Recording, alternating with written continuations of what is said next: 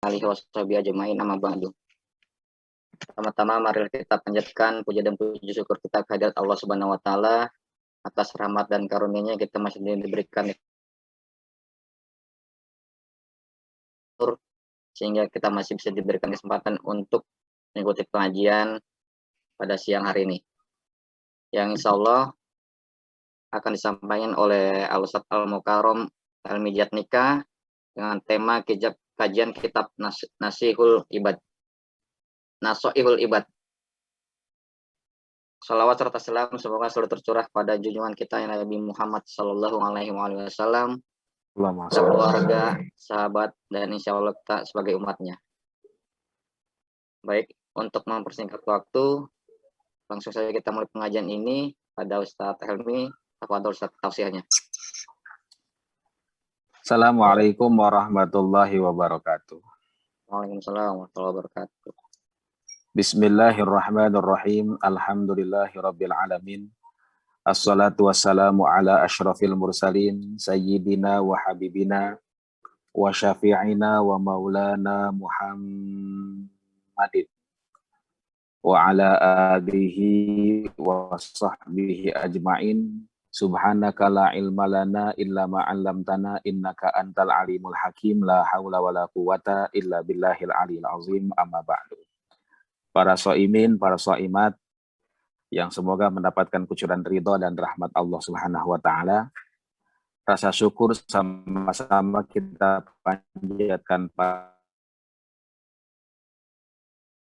kekuatannya memperkenankan kita semuanya untuk sampai di bulan Ramadan, dan hari ini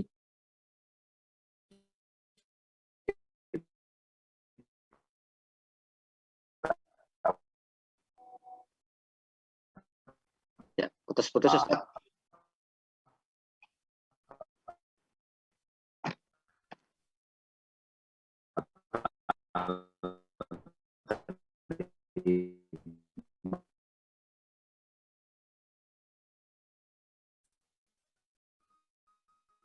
Lagi gimana? Putus-putus Ustaz, masih putus-putus. Sekarang masih putus-putus juga? Sekarang udah mendingan. Nah, baik. Ya. Salawat dan salam sama-sama kita sampaikan pada baginda alam Nabi kita Muhammad Sallallahu Alaihi Wasallam, Rasulullah Sallallahu Alaihi Wasallam, yang di bulan Ramadan membangunkan keluarganya, kemudian mengajak mereka untuk beriktikaf. Oleh karena itu, mohon maaf pada siang hari ini saya tidak baca kitab Nasoihul Ibad seperti biasa, tapi sedikit akan menyinggung tentang puasa Ramadan dan juga akhir-akhir Ramadan ini para jemaah rahimakumullah, menjadi mudah-mudahan jadi sebuah wacana untuk kita semuanya. Nah, para jemaah rahimakumullah, kalau kita lihat secara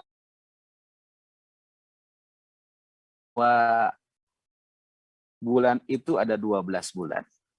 Kata Al-Quran, inna iddata syuhuri indallahi isna asyara syahran fi kitabillahi yauma khalaqas samawati wal ardh.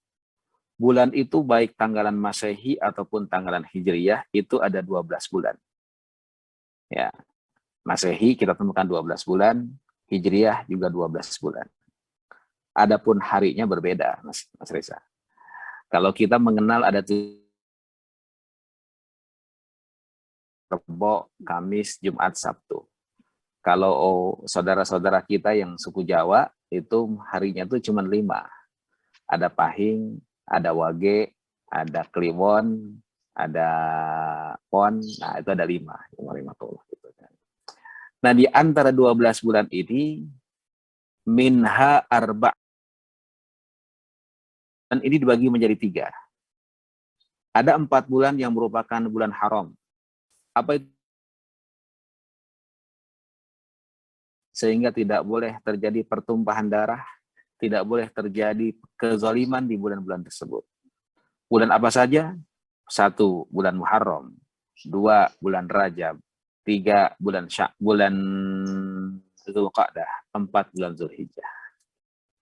Kemudian yang kedua dikategorikan karena musim. Apa saja sih bulan-bulan yang dikategorikan karena musim? Bulan-bulan yang dikategorikan Rabiul Tsani, 3 Jumadal Ula, 4 Jumadis Tsani, 5 adalah Ramadan. Jadi pada dasarnya Ramadan ini adalah bulan yang dikategorikan tergantung musim. Rabiul Awal, musim semi yang pertama. Mungkin agak sejuk. Rabiul Tsani, musim semi yang kedua, agak dingin. Jumadil Awal, dingin betul karena Jumadis Tsaniyah udah mulai mendingan karena akan menuju musim panas. Ramadan musim panas. Ini ulama mengkategorikan demikian karena ada konsekuensi hukum fikihnya nanti. Para jamaah rahimakumullah, Allah firmankan wa 'alal mauludi lahu rizquhunna wa kiswatuhunna bil ma'ruf. Dan itu bagi laki-laki wajib untuk memberikan nafkah kepada istri-istrinya. Yang disebut oleh para ulama fikih nafaqatu yaumin, makanan setiap hari. Apalagi setelah makanan, kiswah. Kiswah itu baju. Pertanyaannya, kalau makanan diberikan setiap hari, kalau baju kira-kira diberikan berapa hari sekali? Dalam 1 tahun kira-kira berapa setel? Para jemaah rahimakumullah. Nah, para alim ulama melihat bahwa bulan itu di Arab musimnya ada 5. Jumadil Rabiul Awal, Rabiul Tsani, Jumadil Awal, Jumadil Tsani, dan Ramadan. Rabi musim semi. Pakaian musim semi tentunya beda dengan musim dingin. Musim dingin awal tentunya berbeda pakaiannya dengan musim dingin yang puncaknya. Musim dingin tentunya beda dengan musim panas. Karena itu mohon maaf, karena di Arab berikan pakaian kepada istri berapa setel? 5 setel, tergantung musim. Beruntunglah kita para suami yang tinggal di Indonesia. Ya, suami di Indonesia jemaah rahimakumullah, musimnya ada berapa? Musimnya ada 2. Musim hujan dengan musim apa namanya? Kemarau. Nah, oleh karena itu maaf ibu-ibu, wajibnya suami memberikan pakaian kepada ibu-ibu dalam setahun itu 1 potong untuk musim dingin, hujan, 1 potong untuk musim kemarau. Jadi kalau ibu-ibu jamaah rahimakumullah ingin mempunyai pakaian lebih, silahkan Mas Reza untuk beli sendiri. Itu jamaah rahimakumullah gitu kan. Nah, satu lagi jamaah rahimakumullah yang dikategorikan oleh para alim ulama bulan-bulan kebiasaan orang Arab. Apa saja? 1 Sya'ban, 2 Safar, 3 adalah bulan Syawal. Sya'ban dan Safar dan Sya'ban itu merupakan kebiasaan orang Arab mempersiapkan perang. Sedangkan bulan Syawal, di bulan Syawal ini onta-onta pada puber.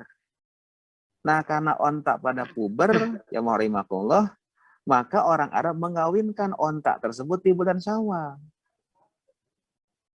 Bunyamin tiba-tiba bikin lagu. Hujan geri menangis aja, bulan Syawal dikawini. Nah, kawin bulan Syawal itu ngikutin tradisi onta para jamaah rahimakumullah gitu kan. Jadi kenapa kok musim bulan Syawal musim nikah? Karena onta juga pada nikah di bulan Syawal. Jadi mohon maaf, awalnya Ramadan ini tidak ada hubungan apa-apa dengan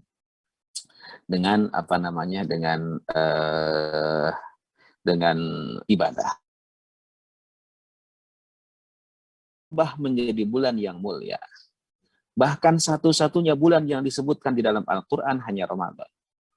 Bulan Muharram, para jamaah rahimakumullah, tidak disebutkan dalam Al-Quran, walaupun itu bulan pertama dalam Hijriah. Rabiul Awal, tempat lahirnya Rasulullah SAW, waktu lahirnya Rasulullah SAW, tidak disebutkan dalam Al-Quran. Bahkan walaupun peristiwanya diabadikan sebagai nama surat di dalam Al-Quran. Subhanalladzi asra bi 'abdihi lailam minal masjid.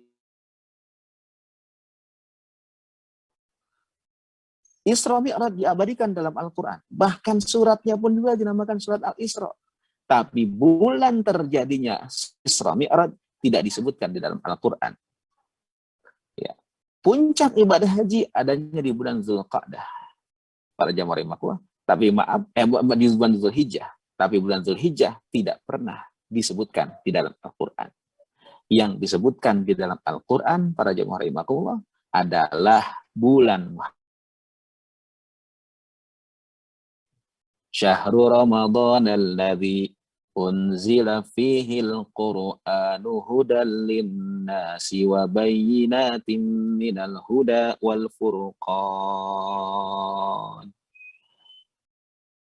Beruntung Mas Reza dan para jamaah sekalian, kita menjadi umat Rasulullah SAW. Umat Rasulullah SAW itu diberikan kemudahan, diberikan khususiyat yang tidak diberikan kepada umat-umat. Para jamaah sekalian, mohon maaf, Nabi Musa alaihissalam punya umat. Umat Nabi Musa pun juga banyak. Dan ternyata umat Nabi Musa ini mendapatkan sebuah syariat yang cukup berat. Apa di antaranya yang cukup berat bagi mereka? Kalau umat Nabi Musa ingin bertaubat, maka syarat taubat untuk diterima itu berat. Apa syaratnya? Al-Quran para jamaah rahimakumullah tetapkan, faqtulu akum 'inda bari'ikum fataba 'alaikum innahu huwat tawwabur rahim. Syarat taubat umat Nabi Musa alaihissalam agar supaya diterima taubatnya adalah faqtulu anfusakum, mereka harus membunuh diri mereka. Subhanallah. Kalau ini Subhanahu wa ta'ala. Umat Rasulullah untuk taubat tidak perlu bunuh diri. Cukup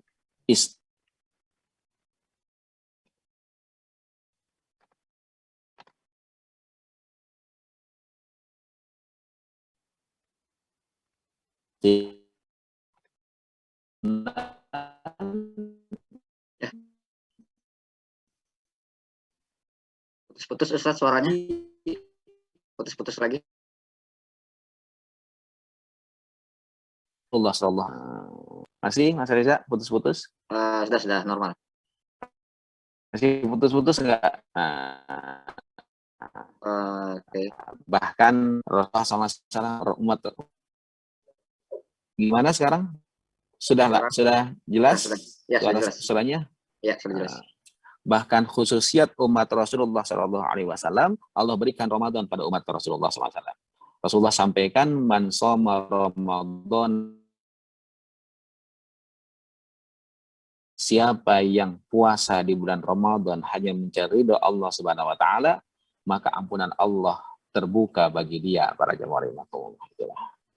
Bapak Ibu, umat-umat terdahulu ya, apabila bajunya kena najis, maka tidak bisa dicuci dengan air.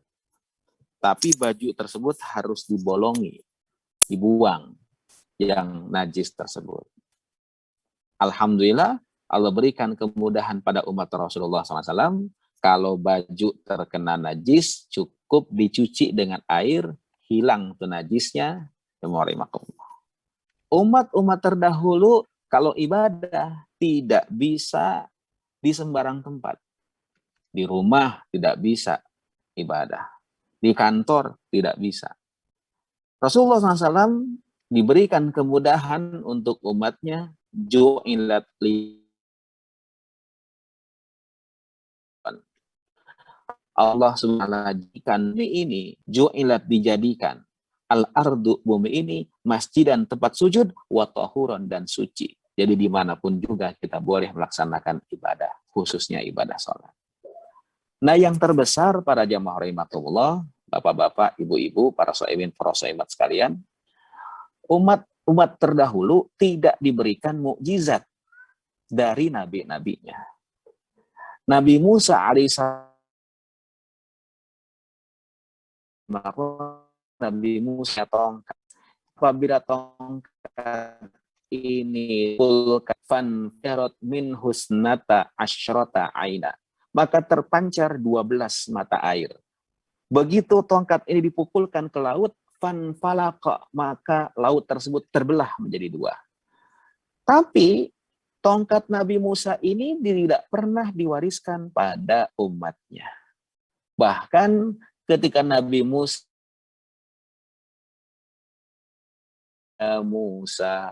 wahai Musa, apakah yang ada di tangan kanan engkau itu?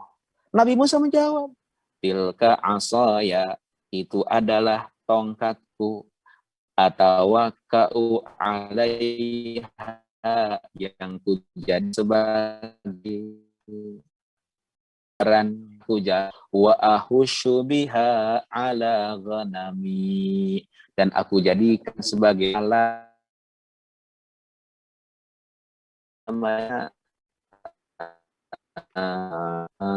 domba-dombaku. Itu para jamaah rahimakumullah.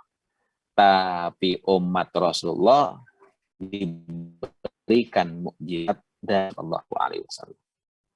Jamaah rahimakumullah, mukjizat itu banyak mukjizat Rasulullah itu. Ya, satunya para jamaah, mukjizat Rasulullah Sallallahu Alaihi Wasallam itu adalah makanan sedikit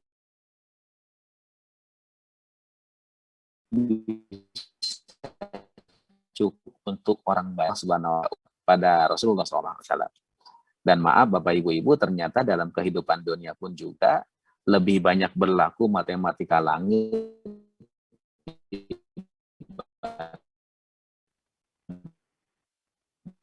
dengan marah jamaah bumi, maka kita tidak akan pernah tenang, kita akan stres selalu. Tapi karena Allah Subhanahu Wa Taala berikan keberkahan pada umat Rasulullah SAW, sehingga langit. Mas Reza, kedengaran suara saya?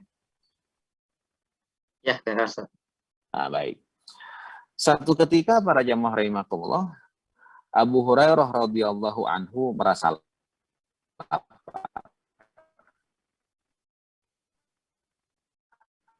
Putus-putus lagi, Ustaz. Ini gimana? Ya. Sekarang bagaimana? Masih putus-putus. Sudah. Abu ini masih putus-putus masih Kak? Sekarang jelas sekarang. Ya. Nah, Abu Hurairah ini seorang sahabat Rasulullah SAW yang banyak meriwayatkan hadis, kan? Sudah sering menemukan hadisnya. Dan ini pun juga yang menjadi kritikan dari orang-orang yang anti-Islam. Misalnya ada seorang orientalis namanya Ignaz Goldziher. Ignaz Goldziher ini mengkritisi Abu Hurairah radhiyallahu anhu yang Islam, yang masuk Islam hanya sekitar 3 tahunan sebelum Rasulullah meninggal dunia.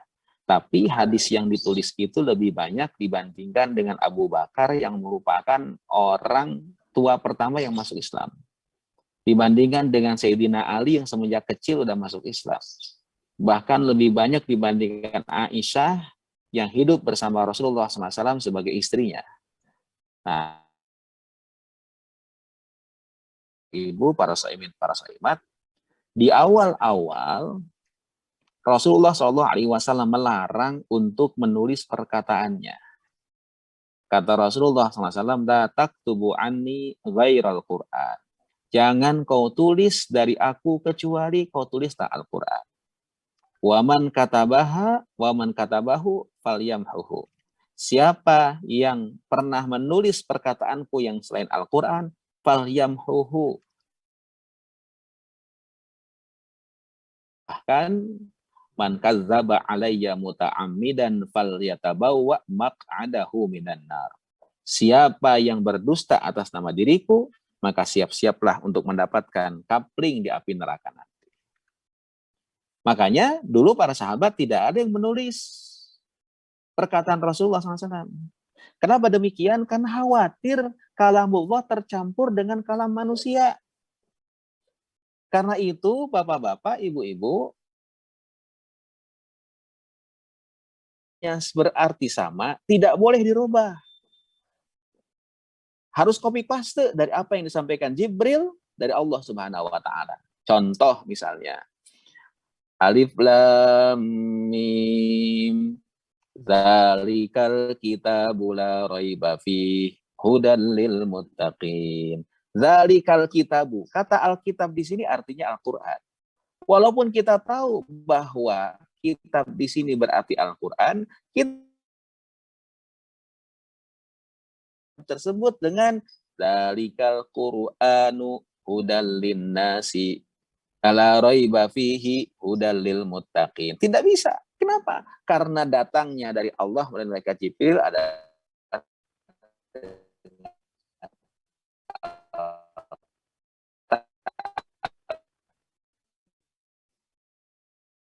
para jemaah. Putus lagi, Ustaz.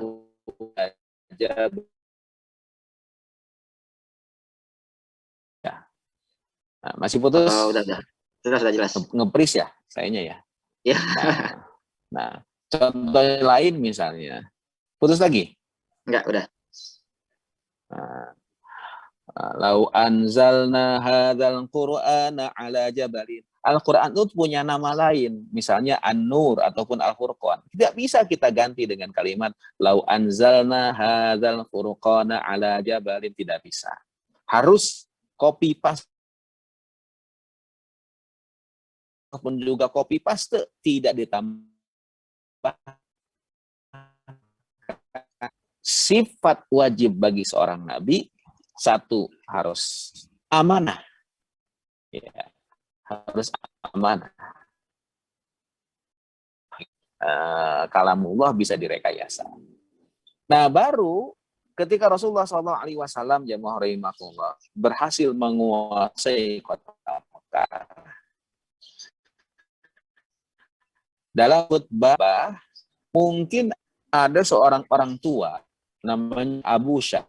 Abu ini jamaah rahimakumullah karena sudah negaranya sudah tidak jelas.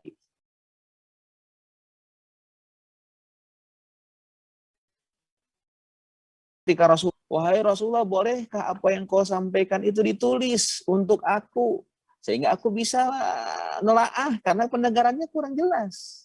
Kemudian Rasulullah SAW mengatakan uktubu li Abi Syah, mengizinkan orang-orang untuk menulis apa yang disampaikannya untuk diberikan pada Abu Syah.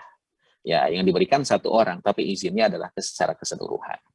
Nah, Abu Hurairah ini akhirnya mengambil peran untuk ngikutin kemana-mana Rasulullah SAW. Nah, karena dia tidak punya kerjaan, tiap hari jamaah rahimakumullah dia mendampingi Rasulullah SAW. Kalau dia kerja, satu ketika dia lapar, dan begitu dia lihat saku bajunya nggak ada uang. Tinggalnya itu Abu Hurairah di Masjid Nabawi. Ya, nggak punya rumah, tinggal di Masjid Nabawi. Nah, dia nggak berani minta-minta. Nah, orang-orang yang seperti ini nih, alladzina uhsiru fi sabilillah, yang digambarkan dalam Al-Qur'an di surat Al-Baqarah, alladzina uhsiru fi sabilillah. Orang-orang yang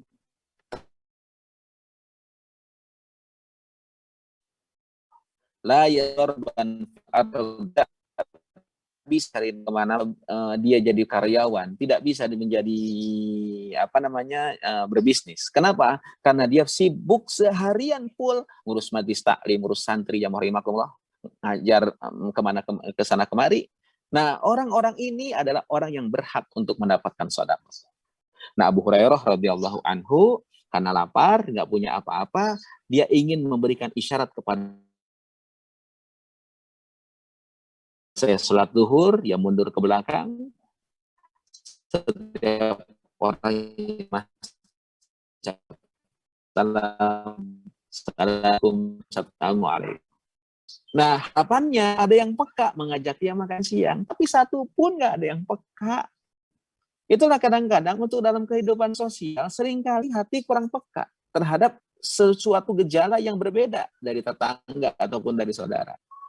Tapi kenapa kok dalam ibadah ritual yang sebenarnya sangat individualis antara kita dengan Allah Subhanahu wa taala masih sempat tengok kanan kiri ketika ada sebuah perbedaan?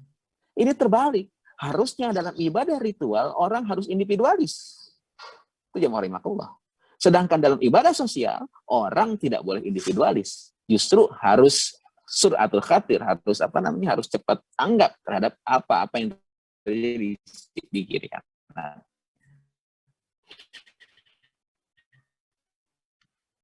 Yang terakhir sallallahu alaihi wasallam. Begitu Rasulullah keluar, Abu Hurairah ucapkan salam, assalamualaikum ya Rasulullah. Para jamaah rahimakumullah, Rasulullah senyum menjawab salam Abu Hurairah, lalu berkata, Abu Hurairah, kamu pasti lapar ya. Karena tumben-tumbenan kamu ucapin salam kepada saya dalam kondisi seperti ini. Abu Hurairah malu, diajak Rasulullah SAW, jamaah rahimakumullah, masuk ke rumahnya.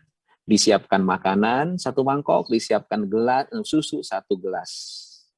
Tapi Rasulullah ngomong, Abu Hurairah,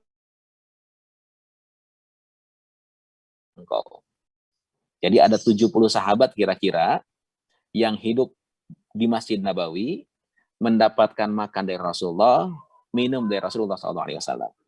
Namanya Ashabus Suffah. Jadi kalau bapak-bapak, para jamaah sekalian, dan nanti kalau sudah pandemi kita bisa ke sana, kita akan tahu di mana tempatnya itu. Di belakang kubur Rasulullah SAW itu ada tempatnya di situ. Abu Hurairah bingung, waduh, ini yang akan makan 70 orang. Cuma minumnya cuma satu gelas, mana cukup? Tapi karena yang memerintah Rasulullah, Abu Hurairah turutin, dipanggil saudara-saudaranya, setiap orang masuk, makan, setiap orang masuk, makan, setiap orang masuk, makan, dan ternyata makanan satu mangkok, susu satu gelas tidak habis dimakan dan diminum oleh 70 orang sahabat. Ini mukjizatnya Rasulullah SAW.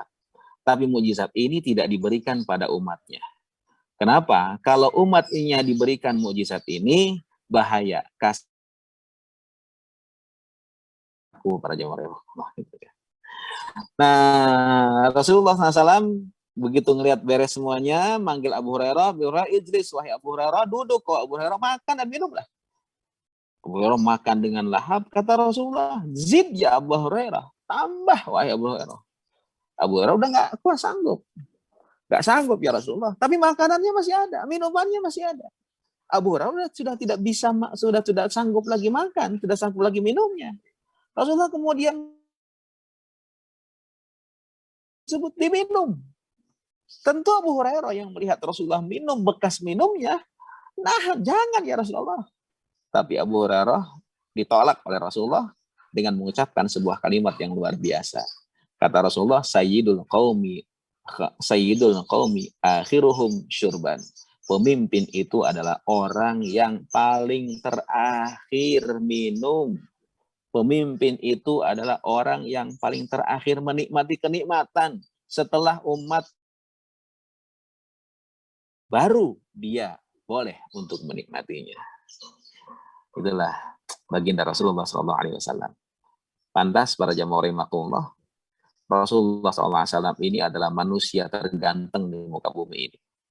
Ustaz, bukankah manusia terganteng itu Nabi Yusuf alaihissalam? Betul.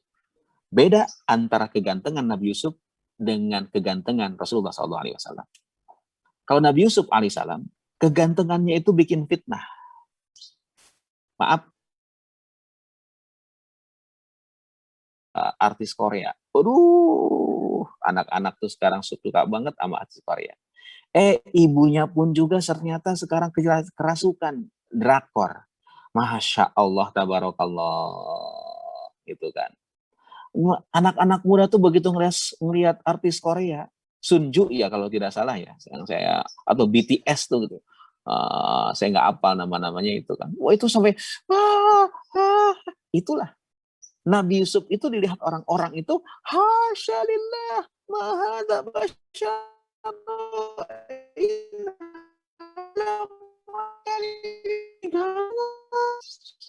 nah Rasulullah SAW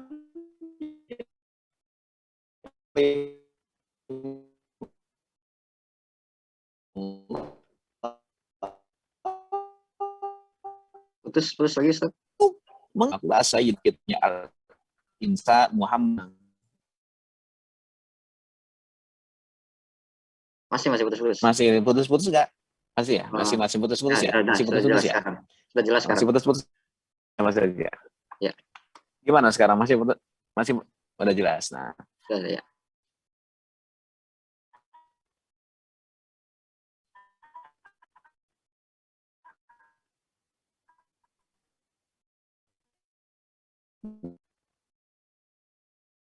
Ya, Ustaz.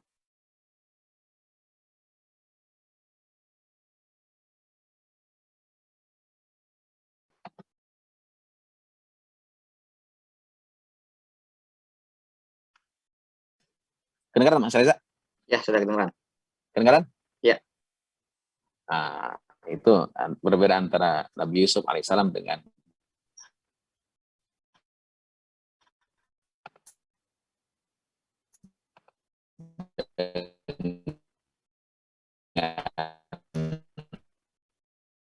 Hilang lagi ya suaranya, Ustaz.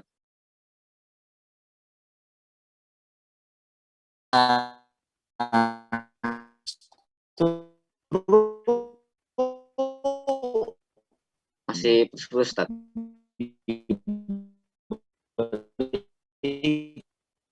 Gimana?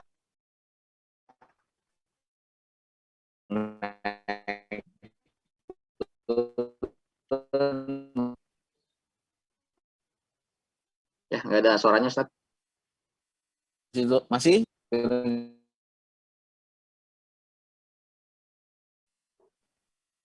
Suara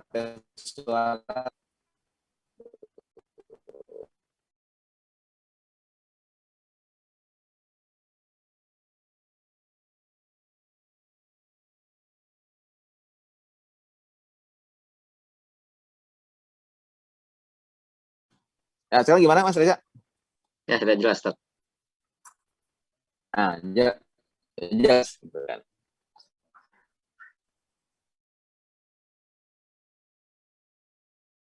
Rasulnya, maka umat Rasulullah diberikan mukjizat Rasulnya. Bahkan mukjizat yang terbesar justru yang diberikan pada umatnya, yaitu Al-Quran. Para jamaah rahimakumullah. Nah, Ramadan ini menjadi mulia karena Ramadan Al-Quran. Sekarang Mas Reza? Ya. Kedengaran nggak? Dengar, Ustaz.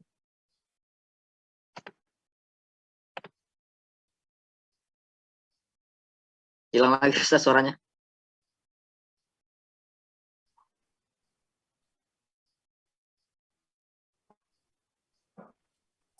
Kedengaran? Terdengar suara saya? Kedengeran ya. Tapi pas mulai langsung putus-putus tadi. Nah, sekarang gimana Mas kedengaran? Bahkan yang turun di bulan Ramadan ini bukan hanya Al-Quran. Ya, yang turun di bulan Ramadan ini bukan hanya Al-Quran. Dalam satu hadis riwayat Ahmad ibnu Hanbal disebutkan unzirat suhufu Ibrahim, lembaran-lembaran suci untuk Nabiullah Ibrahim alaihissalam. Itu diturunkan awwala lailatin min Ramadan di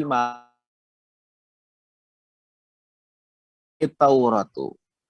Dan kitab Taurat Allah turunkan kepada Nabi Musa alaihissalam lisittin madaina min Ramadan, tanggal 6 di bulan Ramadan.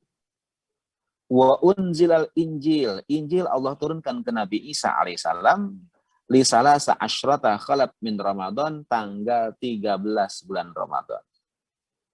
Nah, sekarang kapan diturunkan Al-Quran? Dalam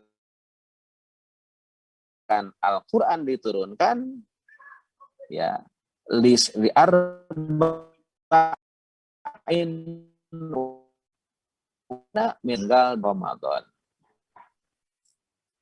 Lah, itu beda dengan kebiasaan orang Indonesia. Kebiasaan orang Indonesia nuzul Quran tanggal berapa? 17 Ramadan. 17 Ramadan. Mana yang benar, 17 apa apa 24 Ramadan? Insya Allah dua-duanya benar, karena dua-duanya pun juga ada dasarnya. Mengambil pendapat 17 Ramadan karena mengambil pendapatnya seorang ulama besar di Mesir namanya Hudairibik.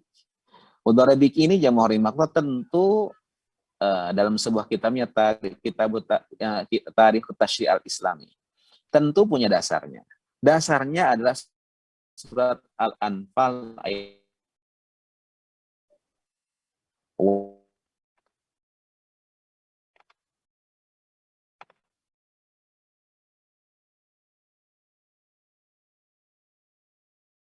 Hilang lagi suaranya, Ustaz. fa'anna lillahi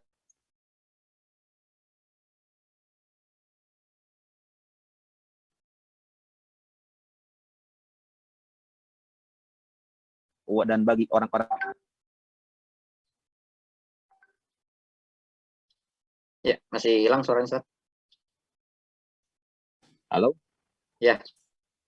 Masih bisa kedengaran lagi? Kedengaran lagi. Kak fakir miskin, wa bani sabil, dan ibnu sabil. Nah, ini jamaah rahimakumullah, para alim ulama ada yang mentafsirkan bahwa zakat profesi itu bukan 2,5%. Dulu jamaah rahimakumullah perang itu menjadi profesi. Karena dulu perang itu modal sendiri. Nah, begitu perang itu modal sendiri dan resikonya adalah kematian, ternyata sebelum dibagikan, dipotong bukan 2,5%, adalah 1/5. 1/5 itu berapa persen, Mas Reza? 20% ya? Ya, 20%. 20%. 20%. Itu. Zakat profesi itu segitu. Itu para jamaah rahimakumullah. Ya, ada yang memahami dari kata ulama yang berpendapat zakat profesi itu 20%. Perang saja yang resikonya kematian sebelum dibagi profesi. Nyanyi yang mohon maaf, artis sekali manggung dibayar sekian ratus juta. YouTuber per detik dibayar sekian ratus juta. Masa cuma 2,5%? Itu 20% ya mohon maaf. Kemudian dilanjutkan intum billahi wa ma'analla ala abdina. Jikalau engkau kalian semuanya iman pada Allah, kapan diturunkan pada hambanya tersebut? Yaumal Furqan, pada hari Furqan. Apa hari Furqan tersebut? Hari Furqan itu apa? Yaumal taqal jam'an. Hari di mana dua kelompok besar, kaum muslimin 313 sahabat dan orang-orang kafir Quraisy lebih dari 1.000 orang bertemu di sebuah tempat namanya Badar. Atau dengan kata lain, Yaumul Furqan itu adalah hari terjadinya perang Badar. Nah, karena itu menurut para alim ulama bahwa turunnya Al-Quran itu adalah terjadi pada saat perang Badar terjadi.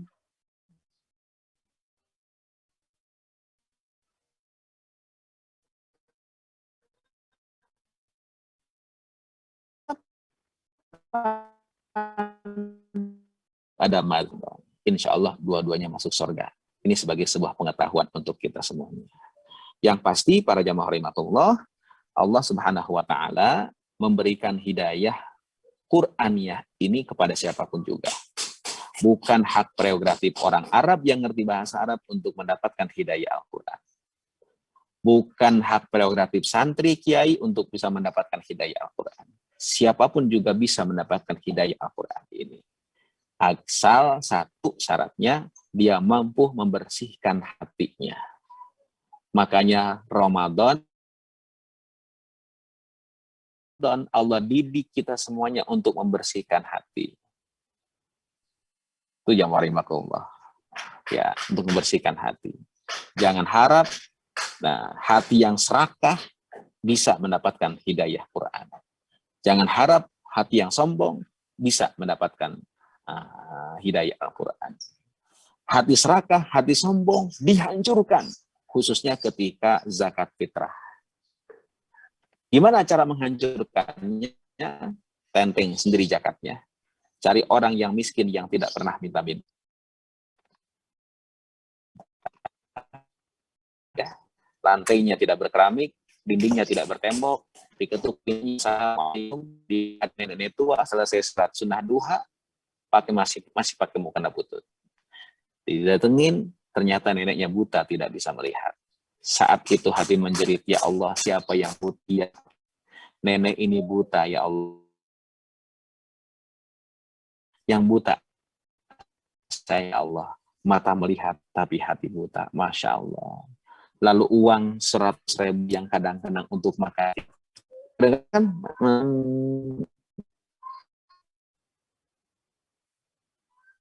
halo? Ya, kan? Ya, Ya, Ustaz, yang ya. untuk makan saja tidak cukup bagi kita, nah, kita serahkan ke nenek tersebut, itu si nenek pegang, dicium uangnya, air matanya berlinang, mengantarkannya. Bukan nama Mas Reza yang disebut, walaupun Mas Reza yang memberikannya. Siapa yang disebut? Alhamdulillah, Allah yang disebut. Masya Allah, nenek ini sudah tua, 70 tahun, dia sudah tidak bisa kerja, nunggu cucunya nggak datang-datang mengantarkan makanan, mau minta sama tetangga malu, mau minjam tidak ada yang percaya, akhirnya dia doa pada Allah, munajat pada Allah, ya Allah berikan saya rezeki. Allah Subhanahu wa taala tunjuk kita untuk mengambil munajatnya. Jadi maaf, kita ini hanya jadi kacung Allah, jadi jongos Allah. Kalau sudah punya jiwa jongos, hati jongos Allah, maka hilang sombong, hilang keserakahan, semuanya hanya mencari ridho Allah Subhanahu wa taala. Saat itulah orang itu akan mendapatkan Lailatul Qadar. Mudah-mudahan apa yang saya sampaikan ini jamaah Allah bisa menjadi tuntunan untuk menyambut 10 hari Al-Quran menyatakan bahwa Allah Subhanahu wa taala berjanji demi 10 malam Ramadan ini. Wal fajri walayalin asyr. Wal fajri demi waktu fajar. Walayalin asyr dan demi 10 malam. 10 malam ini mana? 10 malam akhir bulan Ramadan. Semoga Allah Subhanahu wa taala memberikan ridho-Nya pada kita semuanya, memberikan kekuatan pada kita semuanya untuk mengisi akhir-akhir Ramadan ini dengan ya maaf saya tidak baca kitabnya, ya hanya karena ini memasuki hari akhir Ramadan, ya 10 hari terakhir Ramadan, ya rahimakumullah, itulah kira-kira ya rahimakumullah ada makna-makna yang tersirat dari semuanya ini. Terima kasih. Ya, alhamdulillah, terima kasih Ustaz Helmi atas tausiahnya. Baik, langsung saja kita buka sesi kedua, sesi tanya jawab kepada Bapak Ibu jamaah sekalian. Bagi yang ingin bertanya, bisa silakan ada di aplikasi.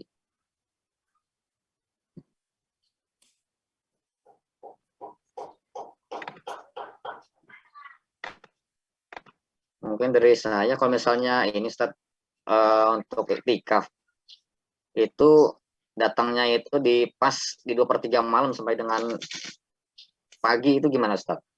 Baik. Bismillahirrahmanirrahim. Subhanaka la ilma lana illa ma 'allamtana innaka antal dalam masjid. Ya, masjid ini kalau para alim ulama mensyaratkan adalah masjid tuqamu fihil jamaah. Masjid yang didirikan di dalamnya jemaah Jumat. Bukan apa jamaah, mohon maaf. Jadi setiap waktu rawatib itu ada yang azan, ada imamnya. Ya, jadi kalau musola di samping rumah kita tiap waktu sholat ada yang azan, itu diperbolehkan di situ. Ya, walaupun mazhab Syafi'i mengatakan di masjid jami, masjid yang yang tiap waktu sholat ada azan dan ada sholat jamaah. Nah, ketika berada di masjid ini tentu harus niat i'tikaf. Ya, jadi syarat utama i'tikaf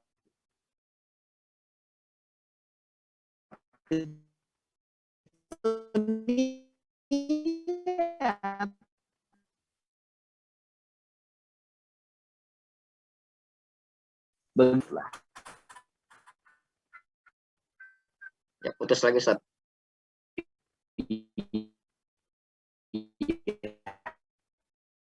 Putus lagi suaranya Ustaz. Madu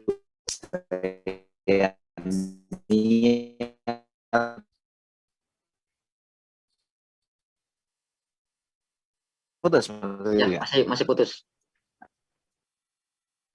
Masih putus-putus terus ya? Iya. Ya, ini kendala teknis apa namanya?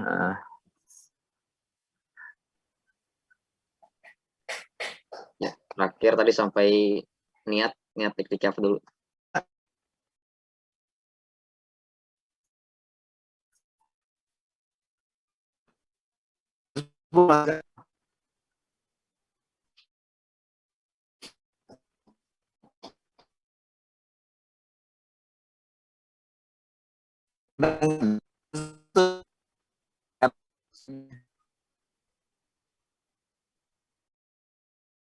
Masih putus-putus.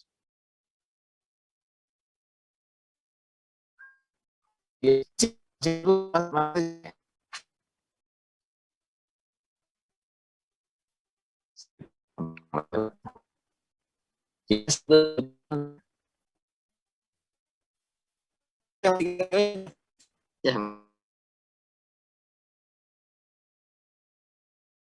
masih belum jelas.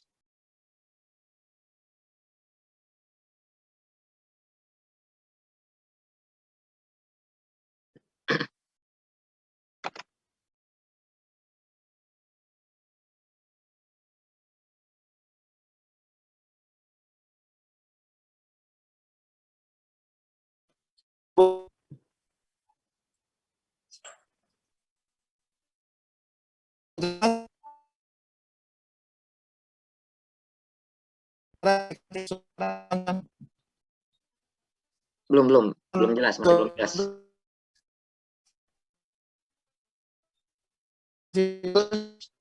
Masih putus-putus, belum jelas. Masih putus-putus ya? Nah, yang sekarang jelas. Ya. Allah.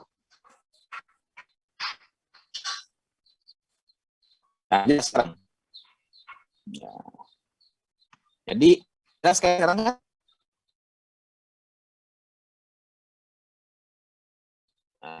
jadi harus niat. Ya, kapan mulai?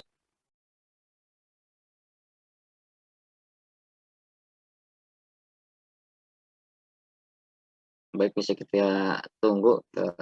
Kita terputus dengan Ustaz Helmi. Masih ada gangguan jaringan.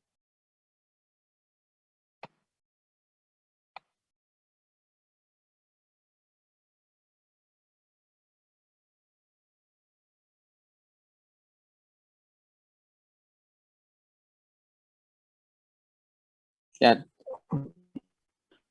Ya. Sudah jelas, Mas? Ya. Jadi kapanpun kita masuk ke masjid, niat saya iktikaf di dalam masjid ini selama saya berada di situ, maka insya Allah sudah mendapatkan nilai dari iktikaf. Jadi tidak ya itu. Tapi kalau dia keluar, niat lagi. Tapi kalau seandainya hanya sekedar ke toilet, itu tidak masalah. Itu iktikaf. Demikian. Iya, baik, alhamdulillah. Terima kasih atas pencerahannya, Ustaz. Baik, ada lagi yang ingin ditanyakan Bapak Ibu?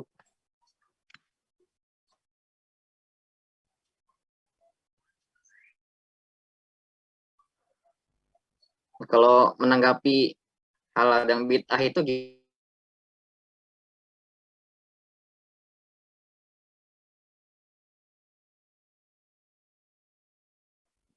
sudut pandang berbeda akan memunculkan pemahaman yang berbeda.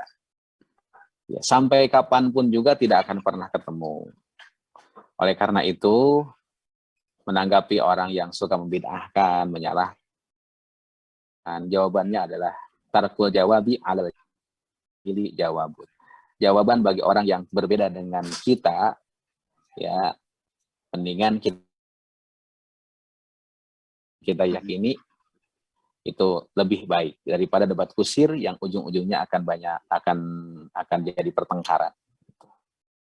Allah a'lam bishawab. Baik, Ustaz. Silakan Bapak Ibu jamaah. Masih ada waktu untuk bertanya.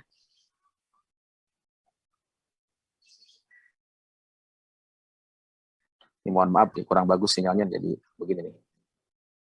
Ya, agak putus-putus tadi. Ya.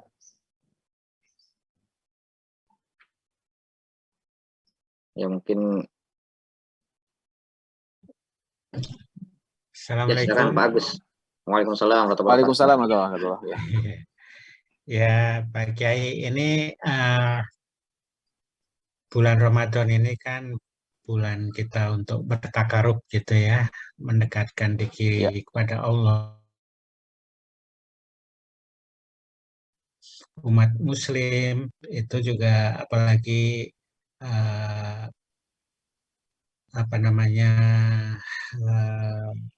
diminta juga dalam An-Nisa itu ayat 36 mengenai birrul walidain ya.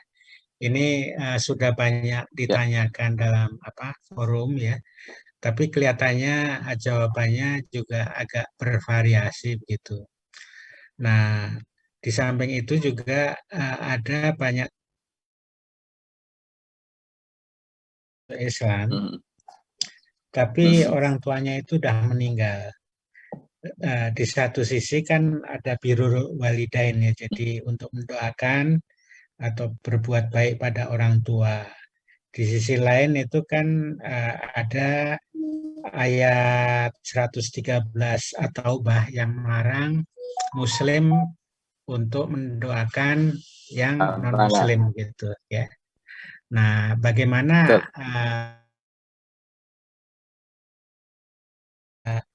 teman-teman yang ingin menjadi mu'alaf ini agar mereka tetap punya keyakinan ya, bahwa sekalipun orang tua mereka non-Muslim ya, itu tetap lebih baik jikalau menjadi seorang Muslim, walaupun mereka sebetulnya juga nantinya punya kewajiban untuk birrul walidain juga kan, sesuai dengan An-Nisa tadi. Namun terbentur pendapat Pak Kiai. Baik. Bismillahirrahmanirrahim. Subhanaka la ilma lana illa ma 'allamtana innaka antal alimul hakim.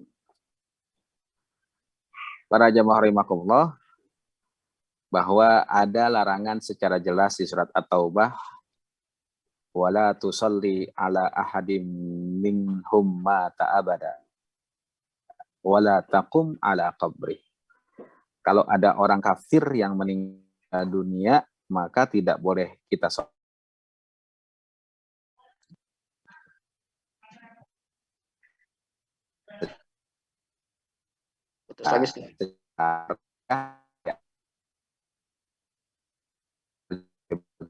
Ya. Nah, para jamaah rahimakumullah. Nah, sekarang jelas. Ya, jelas. Yang dilarang itu adalah mensolatkan jenazah. Ya, jelas karena dia bukan Muslim, karena dia bukan beda akidahnya, maka tidak usah disolat.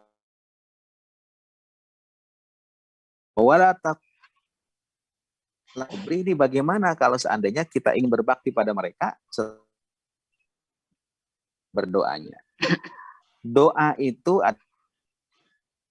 adapun ijabah, adapun penerimaan dari Allah Subhanahu wa taala. Oh, kita sudah menyampaikan, itu kita serahkan pada Allah.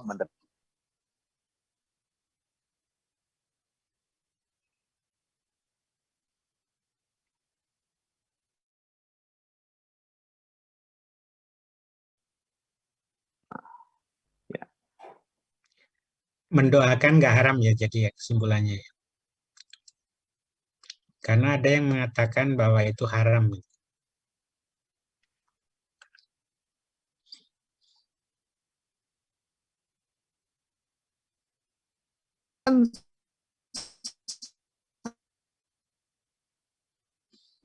Hilang suaranya.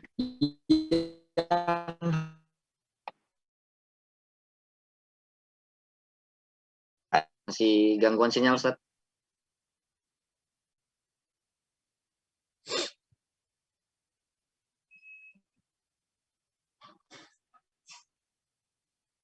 Ya, sepertinya terputus. Kita coba sambung kembali. Diterima Ya. ataupun tidaknya, diterima ataupun tidaknya doa ini diserahkan kepada Allah Subhanahu wa taala. Jadi yang dilarang secara spesifik adalah sholat mayat kepada orang. Baik, terima kasih Pak Kiai. Terima kasih Pak, sama-sama. Ya. Mas Reza, Ya. sudah jam 1:30 nampaknya. Nah, ya 1:30 sudah di akhir waktu.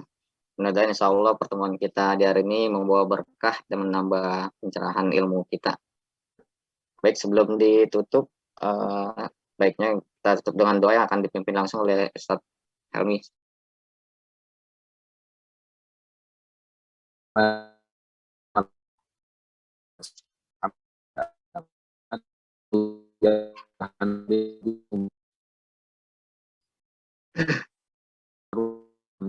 Bukan maksuma. Allahumma la tada' lana fi maqamina hadza dzanban illa ghafartah. Wala Amin. hamman illa farajtah, wala aiban illa satartah, wala ma Amin.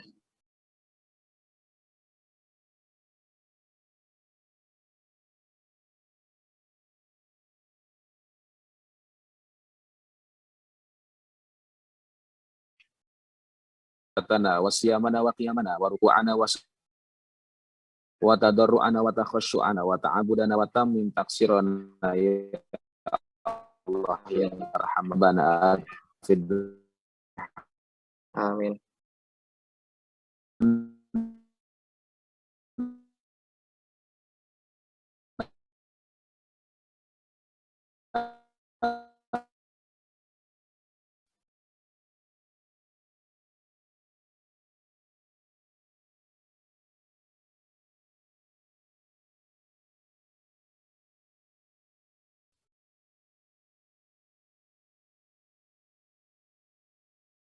Ya.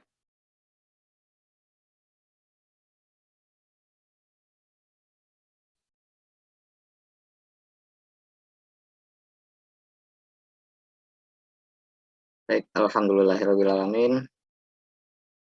Kita sudah di penghujung pertemuan kita pada hari ini. Semoga pertemuan ini berkah. Sebelum kita tutup, mari kita sama-sama baca istighfar 3 kali dan doa penutup majelis. Astagfirullahaladzim, astagfirullahaladzim, astagfirullahaladzim. Subhanakallahumma wa bihamdika asyhadu an la ilaha illa anta astaghfiruka wa atubu ilaik. Terima kasih atas kehadiran Bapak Ibu jamaah sekalian. Insya Allah kita bisa ketemu lagi di pengajian berikutnya di hari Sabtu minggu depan.